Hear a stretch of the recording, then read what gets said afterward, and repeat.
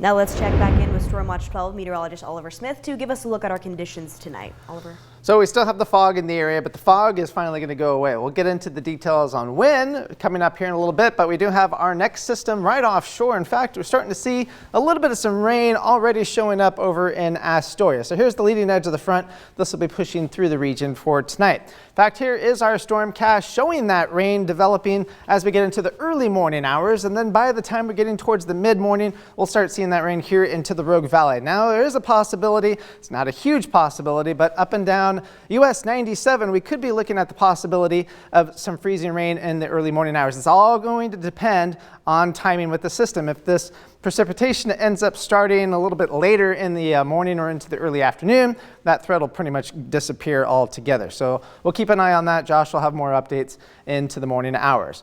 Once we go through Friday night, we'll be looking again fairly clear. So for tonight, we'll be looking at temperatures into the 20s east of the Cascades. We'll be looking at the fog that we have on hand right now. 38's forecast low for Medford, 45 out towards Brookings, low to mid 30s down into Siskiyou County. You should make into the upper 40s for tomorrow. Mid 40s into the Rogue Valley, low 50s along the Oregon coast, and low to mid 40s east of the Cascades. We're going to have a hard time with that fog until that front moves through, and we'll show you the timing on that a little bit. Freezing rain potential again from Highway 97 from Chemult to Chiloquin near the Sprague River, and then Christmas Valley out towards Silver Lake and out towards the east. That'll be the most significant threat for that. But again, it's going to be a very fine window like I was just talking about. If it occurs later, it won't happen at all. Friday afternoon into early Saturday morning is when we're going to have the iciest roads in terms of the Cascades. Anything that does fall and will refreeze will be very icy in Saturday morning because temperatures are going to be very, very cold into the region. Now, snow levels will start off very high for early tomorrow morning, starting off at about 7,000 feet, dropping to about 4,000 feet in the afternoon. Eventually, they'll come down even more. It could even get a little bit lower than 3,000 feet, but by that time, all the moisture has pretty much petered on out.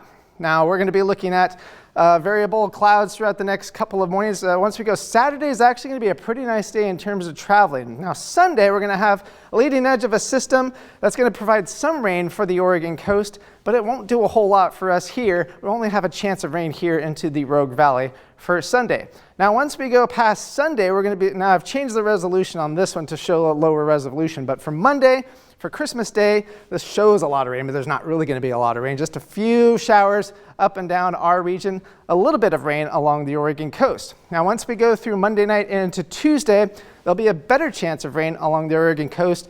Not a whole lot of activity once you get east of the Coast Range. Now, that'll change once we get towards the day on Wednesday. You can see a lot more consolidated rain showing up into the region for Wednesday. And that's also going to be looking at some pretty significant wind as well.